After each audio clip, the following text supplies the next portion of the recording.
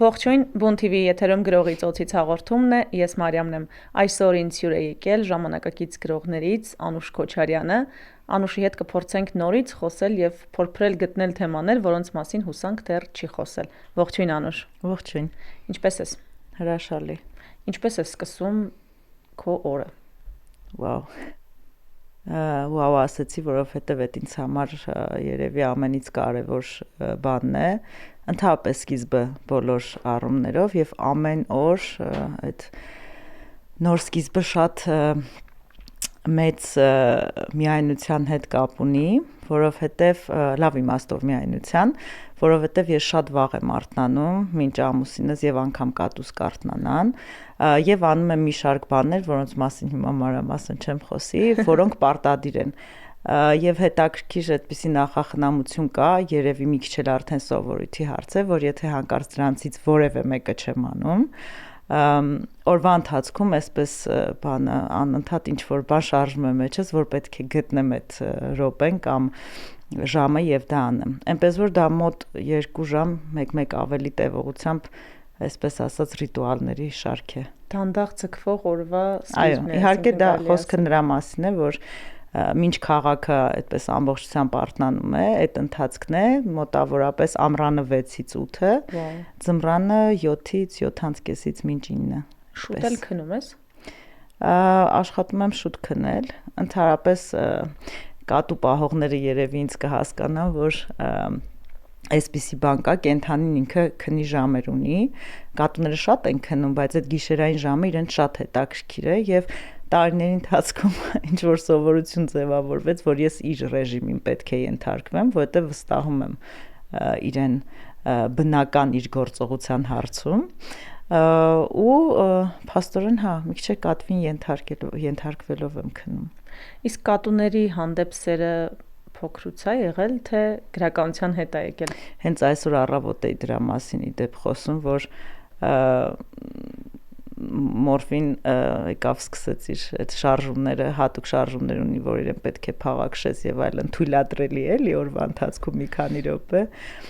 եւ ասեցի բարձրաձայն, որ ես շատ փոքր ժամանակից այդ շարժումները տեսնելու, այդ կենթանուն ունենալու մեծ ցանկություն եմ ունեցել, բայց մանկության տարիներին բավարարվել ենք շուն ունենալով, ես եւ քույրես, իսկ կատուն ավելի ուշ եղավ, չնայած որ արդեն 9 տարի մեզ հետ է բնակվում։ Իսկ ես շատ եմ մտածում դրա մասին, կատուների, շների ու ընդհանրապես գրողների սերը կատուների հանդեպ, արվեստագետների, այսինքն միայն գրողների, չէ։ Իհարկե կան ինչ-որ հստակ ձևակերպված պատասխաններ, բայց ինձ հետաքրքիր է քո կարծիքով ինչպես է ստացվում, որ գրողները հատկապես սիրում են կատուներին։ Բրոդսկին եկավ միտքս իր կատվի հետ, լավ լուսանկար կա այդպիսի։ Չգիտեմ, ճիշտ է, իրականում ճիշտ է, այդ համընկնումները կան, այսինքն շատ գրողներ են կատուներ ունեցել եւ նույնիսկ պատմություններ շատ կան կատուների հետ կապված, չգիտեմ որքանով է դա այդպես կապակցվում։ Իմ սերը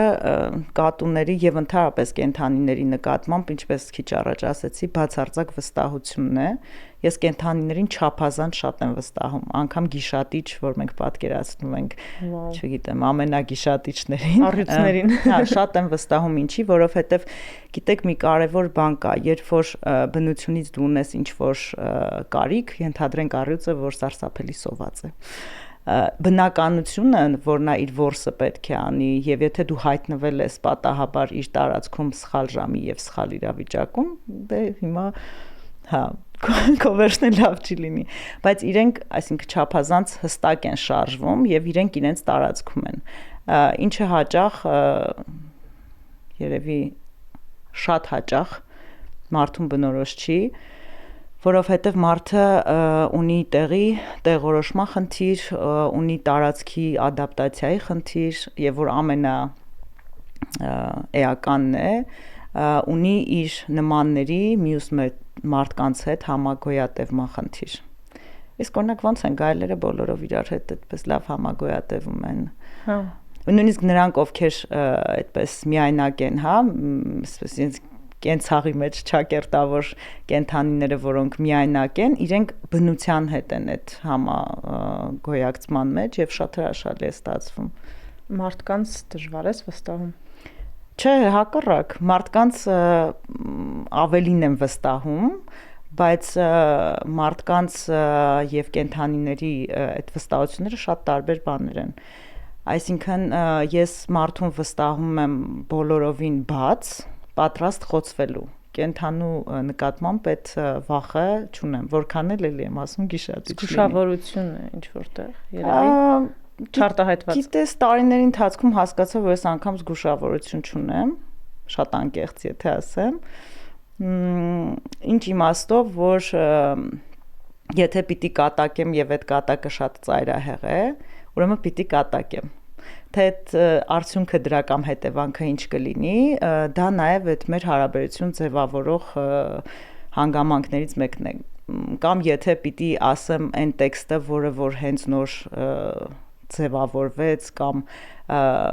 դուրս գալու ժամանակն է արդեն, պիտի ասեմ, որովհետեւ ճիշտն ասած երբևէ այդպես խմորված տեքստեր մեջս չունեմ, որ պահեմ եւ ասեմ։ Շատ համաձայն եմ։ Ընդհանրապես այդ կյանքի ապրելակերպի հետ շատ համաձայն եմ։ Ես էլ եմ միշտ տենց անում ու շատ են ուղղակի մեկ-մեկ կարծիքները, որ մի քիչ պիտի մտածես, մի քիչ պիտի զգուշ լինես,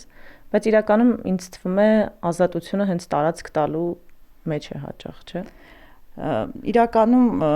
հիմա շատ կլրջացնեմ այս նախադասությունը ասելով, բայց եկեք ասեմ, հետո մի քիչ կփորձեմ անլրջացնել։ Թե չէ շատ լուրջ կթվա ամեն բան,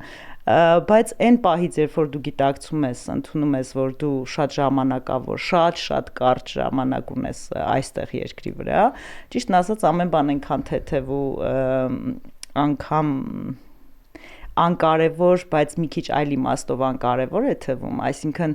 այն ժամանակը ենթադրենք, որ դու պետք է զսպես քեզ, ինչ որ բան կուտակես, ինձ համար սարսափելի վատնում է։ Այսինքն նախ ես ինձ մի տեսակ չեմ ների դրա համար, ինչու չասել, ընդ որում դա ասելը միայն նկատի չունեմ վերբալ մակարդակով, ասել բոլոր ձևերով, դա մեկը կարող է ասել, չգիտեմ, գրավոր ձևով, մյուսը կամ շատերը սոցիալական ցանցերում, հիշում եմ, որ այդպիսի բան վատ մի հատ տող կար, ասում են հասկացողը հասկացավ, բայց դա շատ էական բաներ են, այսինքն մարդը տարածքներ է սկսում գրավել կամ հայտնվել են տարածքներում, որտեղ որ փորձում են ում պետք է հասկացնել, այդտեղ հասկացնի։ Ես այս խնդիրը չեմ ունեցել երբեք, դա երևի մի քիչ ընտանիքի հետ էլ է կապված, որովհետև մեր ընտանիքում մեծ ընտանիք էր մեր մանկության շրջանում, բոլորս միասին ենք ապրում եւ այդ խոսակցությունները շատ բաց էին, այսինքն մենք ընտրում ենք, որովհետեւ իրար հետ զրուցելու բան ունենք, ես սա շատ էի սիրում ու երկար է շատ այդ ընթրիքը տևում եւ այդ բացությունը, որ երեխան, այսինքն մենք 3 սերունդ էր ընթրիքին, մենք շատ պարզ բաց խոսում ենք շատ բաների մասին եւ որոշում կայացնելու հնարավորություններ կար։ Ինչպես օրինակ, որ ես ասացի 16 տարեկանում ես Վանաձորում եմ ծնվել, ասացի, որ Երևան տեղափոխվելու առիթը արդեն եղավ 16-ում սովորելու համար, ես ասացի, որ ես ուզում եմ մենակ ապրել եւ ես որևէ դիմադրության, ընդունված ձևերով դիմադրության չեմ արժանացել, բայց քննարկում եղել է ես, ոնց կարող եմ, ինչպես եւ այլն, իրական 18-ից սկսած ես սկսեցի մենակ ապրել, բայց այնուամենայնիվ դիմադրություն խոսքին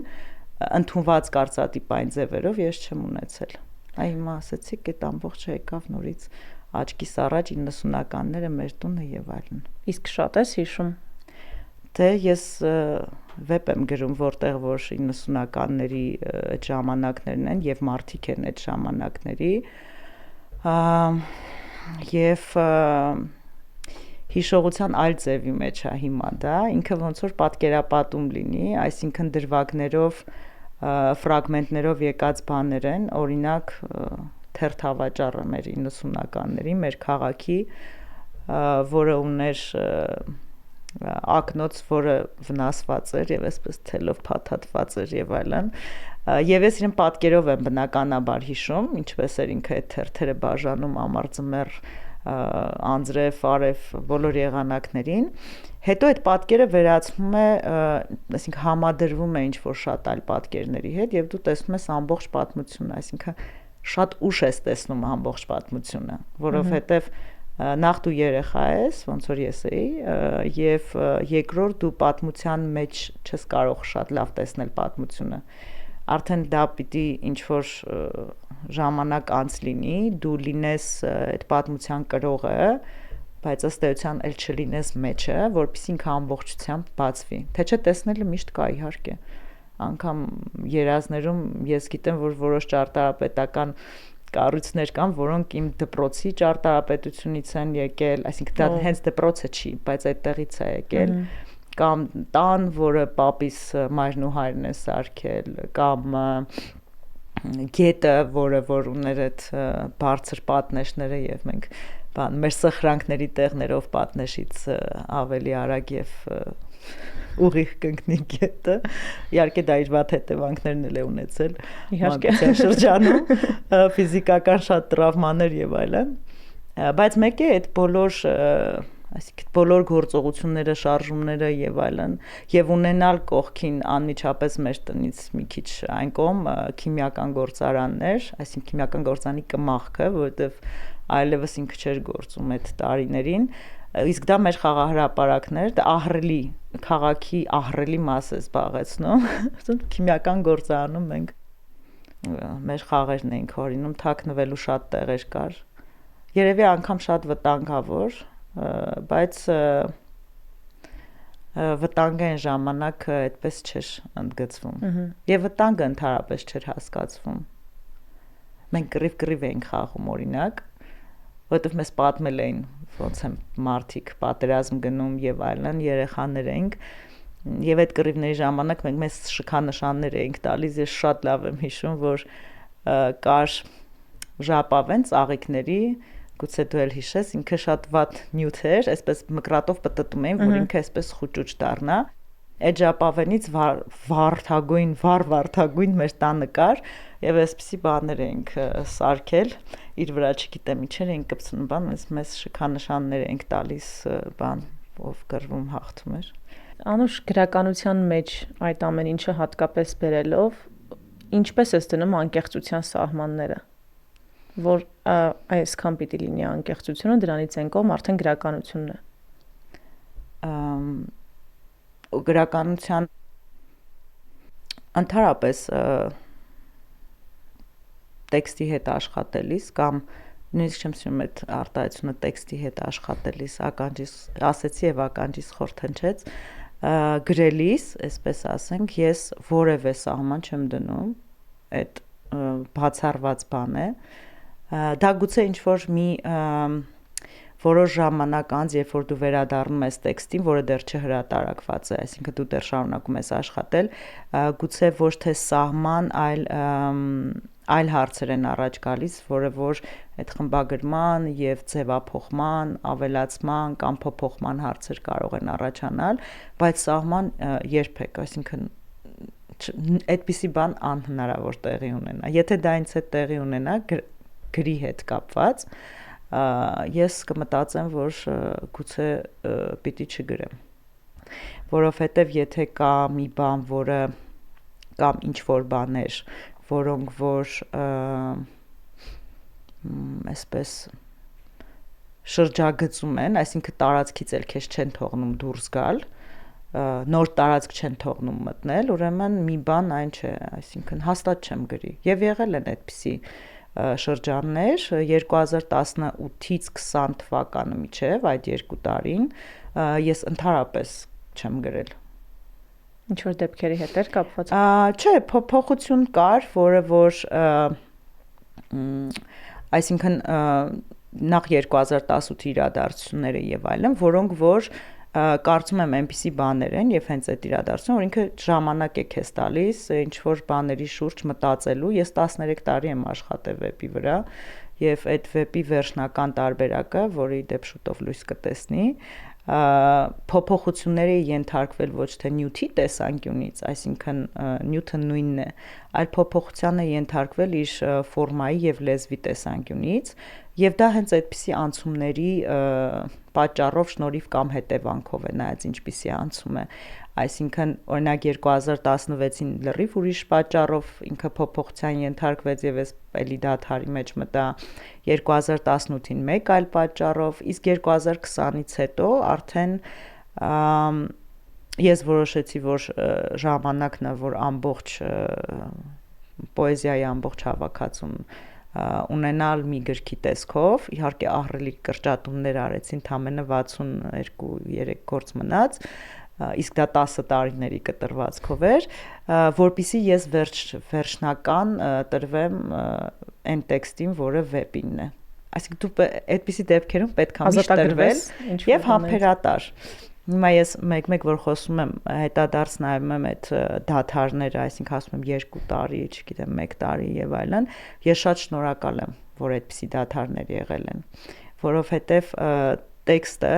պոեզիայի մասին չեմ խոսում, արձակի մասին, ինքը սիրում է, որ եւ այդ սահմանները դու չդնես եւ ենթարկվես իրեն։ Մի քիչ որպեսի ավելի այդպես բան չհնչի, ինչպես ենթարկվել տեքստին եւ այլն, չգիտեմ,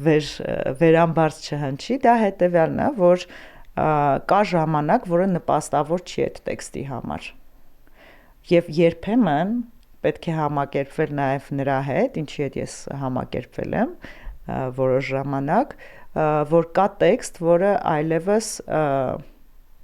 արդի չէ, թեկուզ գրվել է հենց հիմա։ Այսինքն այս բոլոր հարաբերությունները տեքստի հետ տանում են նրան, որ նախ դու լսես իրեն, որտեվ եթե ստիպեցիր տեքստին ձևավորվել, ինքը այնպեսի մի այլանդակ դեմքով կգա, որ դու որոշ ժամանակ անց այսպես կասես լավ մենք իրար չգիտենք, չենք ճանաչում, տեսություն։ Այո։ Անցյալից բաներ կան, որ կփոխեիր։ Չէ։ Չեն կտրուկ մի անգամից ասցի, որտեվ իսկապես չէ։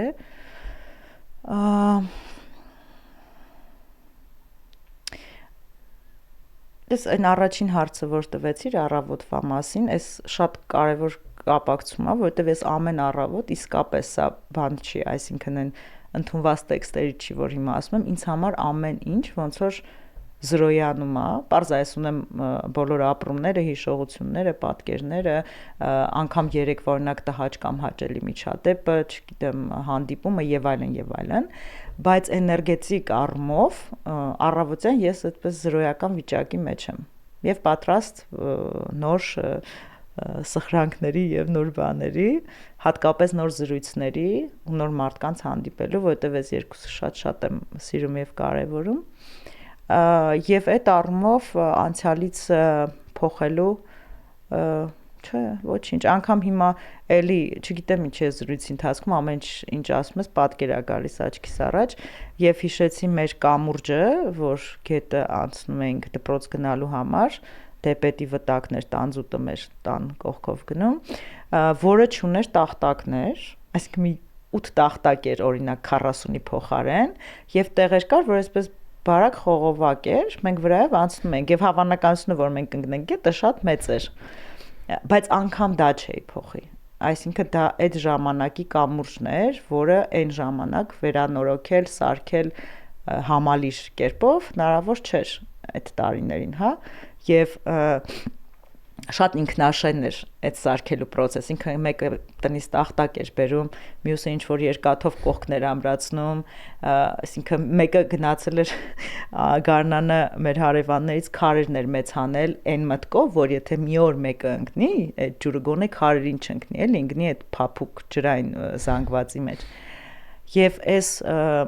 հիմա սոցիալական առումով օրինակ հարցը որ դրվի կփոխեիր, կուզեիր այդ կամուրջը ամբողջությամբ լիներ այնինչ այն էր,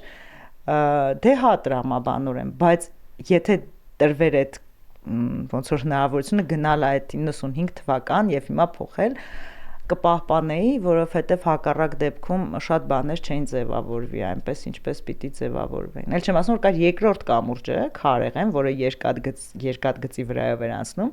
դա էլ երկրաշարժի հետևանքով այսպես բոլոր աստիճանները փախած էին իրարից, ասես անցքեր ունեին մեծ եւ փոքր։ Կարճ ասած, անգամ այդ կամուրջները, հա, որ իմ ամենօրյա ճանապարհն էին դպրոցի եւ այլն, ես չէի փոխի, ուր մնաց, չգիտեմ, ինչ որ բաներ, որոնք որ կապ ունեն շատ, չգիտեմ, անձնական, ինչ որ երբեք չէ, բան չէի փոխի։ Անգամ երեկվա մեջ ինչ որ բան չէի փոխի, որ թվում է շատ մոտ է եւ կարելի է շտկել օրինակ ինչ որ բան։ Մի քիչ բալկոնումը հիշենք։ Հա։ Աչքերդ մի անգամից սենց ինչ որ փայլեցին ինձ թված։ Հա, սիրում եմ այդ տարածքը։ Կարոտում ես։ Դե ֆիզիկապես ես ամեն օր այդ բալկոնում լինում եմ եւ ոնց որ դու ես էլ իմ տեղը միշտ ունեմ, չեմ շեղվում այդ տեղից, այդ աթոռից, ասենք մի դիտանկյուն ունեմ էլի բալկոնում։ Կարոտել, եթե շատ, այսինքն հենց կարոտ բառով լիներ, կվերսկսեի շարքը, թեպետ 6 տարի ընդհանրապես լրագրությամբ չեմ զբաղվել, ոչ էլ զրույցներ եմ ունեցել, բայց շատ մեծ սիրով եմ հիշում մարդկանց, ովքեր այդտեղ եղել են, եւ կարծում եմ արխիվի համար իրենց հետ միասին արվել է մի բան, որը էական է եղել, որովհետեւ ամբողջ այդ տեքստերը իրենց ոչ վերջնական տարբերակով ինձ մոտ պահպանված են բնականաբար եւ ես մեկ-մեկ նայում եմ, առանձին համակարգիչ կա դրա համար, ասում եմ, ես ինչ արխիվ է, ինչ հրաշալի է, որովհետեւ օրինակ կան մարդիկ, որ ես իրենց վերադառնում եմ այդ հարցազրույցներով, բացում կարդում եմ կամ օրինակ մենք հանդիպեցինք այսօր Գեմաֆինի այդ միջանցքում եւ ես հիշեցի ամբողջ բանը process-ը բալկոնում այսինքն նույնիսկ այդ մարդկանց վերհիշվելու պահը այդ բալկոնի կոնցեպտի մեջ դրանք շատ նեղ է շատ զրույցները շատ բանի մեջ էին ասես ամպուլայի մեջ էին էլի եւ ժամեր էին տևում հա Այդպես, հա, սիրում եմ այդ տարածքը առանց անցյալի, որովհետև գիտեմ, որ ամեն րոպե կարելի է վերսկսել, բայց չգիտեմ, ժամանակի տեսանկյունից այդքան մեծ տեքստերը այլևս ինձ թվում է չեն կարդացվում, իսկ ինքը մեծ էր ծավալուն զրույցներ էին, չեն կարդացվում այլևս, այն ժամանակ մեծ լսարան ուներ, գուցե ուրիշ ֆորմատ ինչ-որ մի օր փորձել եւ այլն, չգիտեմ, դրա մասին դեռ չեմ մտածում բայց տարածքը կարծում եմ սիրելի էր ոչ միայն ինձ, որովհետև նրանք ովքեր գալիս էին եւ զրուցում էինք, իրենք էլ ինչ որ մի պահից ոնց որ մաս էինք դառնում, մոռանում էինք ուր ենք եւ այլն եւ հիշում էին շատ կարեւոր բաներ եւ պատմում էին շատ կարեւոր բաներ։ Այդպես։ Իսկ կան զրույցներ, որոնք հատկապես հիշում ես, մարդիկ, որոնց հատկապես առանձնացնում ես։ Հիմա որ ասեմ չեք հավատա, բայց բոլոր զրույցները հիշում եմ նույնիսկ ոնց են սկսվել այդ զրույցները, որտեղ աշխատանքը շատ երկար էր։ Այսինքն նախ զրույց, նախապատրաստություն էր, հետո զրույցներ, հետո ես սղագրում էի ամբողջը, սրբագրում էի, խմբագրում էի։ Մի խոսքով մեկ հարցազրույցի համար 2 շաբաթ էր այդ process-ը տևում, եւ այդ մեծ աշխատանքը ուզես չուզես մաս էր դառնում, էլի։ Եվ զրույցները հատկապես որ տպավորիչ են եղել եւ հիշում եմ Արտոյի հետ զրույցը Թունջ Բոյաջյան, որ տևել է, դա հիշում եմ նախ տևողության պատճառով, որտեվ տևել է 9 ժամ։ Մենք ընթացքում բան ճաշել ենք, հետո մի խոսքով Արտոն նույնիսկ քննել է։ Այնա պատմական թախտ ունեինք, էլ չկա այդ թախտը, ասեց ես կարող եմ մի կես ժամ քնել, հետո շարունակենք, որովհետև շատ սիրուն էր ծավալվել եւ կարեւոր բաների մասին էր, այդպես Արամի հետ Պաչյան զրույցներ շատ հետաքրքիր, Գեմաֆինի հետ զրույցը նույնպես որ տարածքում եմ հիմա հիշողությունս ավելի այնքան շատ ու այնքան հետաքրքիր են եղել մարդիկ, այնքան կարևոր բաներ են փոխանցել եւ ֆրագմենտալ երբեմն, այսինքն մի հարցից մի ամբողջ ինչ որ շերտ է բացվել, օրինակ Երևանյան մի շերտ, որը որ ուրիշտեղ դժվար բացվեր կամ առիթը չլիներ։ Այդպես օրինակ Սահակնա Պողոսյան բացել է այդպիսի շերտեր, իմ սիրելի դերասանուհիներից մեկը Մարինեն Պետրոսյան, որ պատմություններ, որոնք ուղղակի այդ պատմությունները կարող ես վերցնել ու պատկերացնել ինչպիսին է եղել կյանքը 90-ականների սկզբին դերասանուհու համար, ով գիշերը աշխատել է հացի փռում, որպեսզի առավոտյան գնա թատրոն, օրինակ, բայց ինքը սա իհարկե պատմել է այսպես ամբողջ գունավոր, հա, մի հրաշալի ձևով, եւ այդպիսի շատ պատմություններ հիմա հիշեցի, այսքանն է, բայց sense հիմա գնում է աչքիս առաջ այդ բանը նկարների էլի։ Իմ աչքի առաջ անգամ գնաց, քո աչքի առաջ ոնց չի գնա։ Հեշտ ես ներում մարդկանց։ Այսօր չգիտեմ ինչի թվում է, որ ես բացարձակ էակ կթվամ, որը իրականում այդպես չի, բայց էլի այդ նույն շարքին է պատկանում, որ ներելու որևէ բան անգամ համարձակություն չունեմ, այս բառը ավելի ճիշտ կլինի, քան ցանկություն եւ այլն։ Հենց հստակ համարձակություն ներելու չունեմ, որովհետեւ երկու գլխավոր պատճառ կա դրան կարծում եմ, հիմա որ խոսում կարող է 3-րդ, 4-րդն էլ գտնվի։ Առաջինը կարծում եմ այնինչ երկրի վրա կատարվում է, որ ասեցի շատ խիստ ժամանակավոր է, որևէ մեծ գործողության մարդու կողմից պետք է այդ գործողությամբ չխարխլվի։ Այսինքն ներել նշանակում է ինչ որ մի ընթացք սկիզբ ունի, չէ, վիրավորվել, խոցվել, հետո անցնել ընթացքը, հետո հետահայաց դիտել, չգիտեմ ինչ ան եւ վերջում նոր ներել։ Ես այս ամբողջ գիծը համարում եմ ոչ միայն վատնում, այլ նաեւ ինչ որ ձախողում։ Այսինքն ես կձախողեմ, եթե այդ շրջանով այսպես անցնեմ, թեպետ երիտասարդ տարիներին ավելի պարզ է այսպես չեմ մտածել եւ ունեցել եմ ինչ որ բան ներմանակներ, բայց երկրորդ եւ ավելի գլխավոր պատճառը կամ գործոնը հետեւյալն է, որ անհնար է, որ որևէ բան կատարվի, ենթադրենք դու ինձ խոցես եւ ես այդ հարցի առաջ կանգնեմ, ես ներեմ թե ոչ, եւ դա տեսանելի չլինի ավելի մեծ մեկին, որը որ ինչպես ասում են, կայսրին աստծուն կտրվի, այսինքն երկուսս էլ կտրվի եւ միշտ չի որ խոցողն է, գիտեք, այդ մեղավորություն ունեցողը, այսինքն հնարավոր է որ խոցվողը շատ ավելի մեծ մեղքի կամ ավելի մեծ պատճառ ունի, որ ինքը խոցվեց, քան խոցողը։ Դրա համար այդ ներել, ներված լինել, չներել, չգիտեմ ինչ, նույնիսկ դրանք բառեր են, որոնք ես աշխատում եմ չկիրառել բանավոր խոսքիս մեջ, գրավորի մեջ դե լինում է իհարկե, գրավորը ուրիշ բանի մասին է։ Անուշ մշտական հարց ունենք, պատկերացնենք ժամանակակից հայ գրականության գրքերից որևէ մեկը դու էիր գրել, որ գիրքը կուզեիր, որ հենց դու գրած լինեիր, ոչ թե ուրիշը։ Այս բարդագույն հարցը, մշտական հարցը քո, Մարիամ, բարդագույն հարցն է։ Պարտադիր գիրք կամ գործ ասել։ Կարող ես գործ ասել։ Որովհետև այսօր առավոտյան երգելուն զուգահեռ հետո սենց անցավ կամանց պոեզիայի, այն գաղտնիքներից մեկը թե ես առավոտյանի չեմ անում, ես մի 15-20 րոպե պոեզիա եմ կարդում, Հայև Արտասահմանյան, եւ քանի որ մեր ուզում եմ անպայման հայ հեղինակներից մեկին ասել, միջազգայիններից շատ բաներ կարող է լինել, բայց եկավ այդ տեքստը եւ դրա համար այսօր այդ տեքստն եմ ասում, որ Ավագ Եփրեմյանի Ձմեռը մտնում է քաղաք գործն է, որը որ ունի մի տող, որից ես ուղղակի ամեն անգամ ցնցվում եմ ու այդ թող ինձ ների Ավագ Եփրեմյանը, եթե սխալ ասեմ այդ տողը, մոտավոր հիշում եմ այսպես, որ որքան սրտները արջնած, այնքան սրտերը դաժան եւ այնքան ճշմարիտ ասա, այսինքն այնքան ճշմարիտ այդ սպասումը եղանակի ինչպիսին է եւ ինչպես ես դու անցնում այդ եղանակի հետ կամ միջով։ Այդ գործը հիշեցի եւ ոչ թե կուզեի ես գրեի, այլ եթե ես գրեի շատ մոտ կգրեի, բայց այդ հեշտ է ասել, երբ որ արդեն գրված է։ Եվ ես անչափ ուրախ եմ, որ այդ գործը կա։ Իհարկե կան նաև այլ գործեր, որտեղ որ եթե անցնենք արձակի եւ այլն, որոնք որ կարդալիս ես էլի այդ մեծ ուրախությունն եմ ապրում, որ հենց այս տեքստը կա։ Դոկումենտալ գեղարվեստական տեսանկյունից օրինակ Հովհաննես Թեգյոզյանի, Ժանշա Թեգյոզյան այլևս երրորդ սեռը, որ շատ եմ սիրում, Արամի Պաչյան Փիեֆը, որ ֆրագմենտներ կա, որոնք մի ժամանակ տպել էի, կպցրել էի տանը, այսինքն ամբողջը ֆրագմենտ է ինձ նախընտրելի, հա, Աննայի Խաննան Դավթյան, որ 2 անգամ եմ ընթերցել,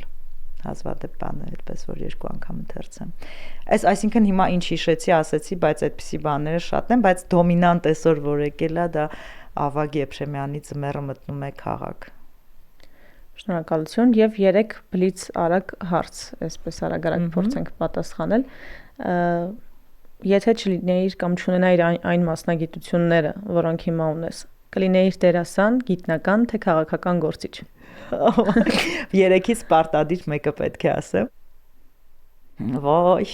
դերասան, գիտնական, քաղաքական գործիչ։ Ոյ, Մարիամ ոչ մեկը։ Կլինեի աստղագետ, այսինքն գիտնականի մոտ, հա, որը մանկությանս առաջի երազանքն էր։ Բնակարանդ կիսելու ես հայ ժամանակակից կին հեղինակներից որևէ մեկի հետ։ Ում հետ կկիսես։ Աննա Դավթյան, Հասմիկ Սիմոնյան, Վիոլետ Գրիգորյան։ Աստված։ Ամբողջ կյանքում ապրելու եք իրար հետ։ Աստված։ Գիտես, ես կարող եմ պատասխանել, բայց թե իրենք կուզեն ինձ հետ ապրել, թե ոչ, դա պատասխանն է կարևոր։ Ասեմ Աննա Դավթյան ու ասեմ ինչի, որովհետև մենք իրար հետ ճամփորդել ենք եւ կիսել ենք տարածքներ եւ Աննայի հետ, հա, Աննայի հետ երևի Դավթյան։ Մնացած այդ փորձառություն չեմ ունեցել։ Պիտի նկարահանվես որևէ ֆիլմում,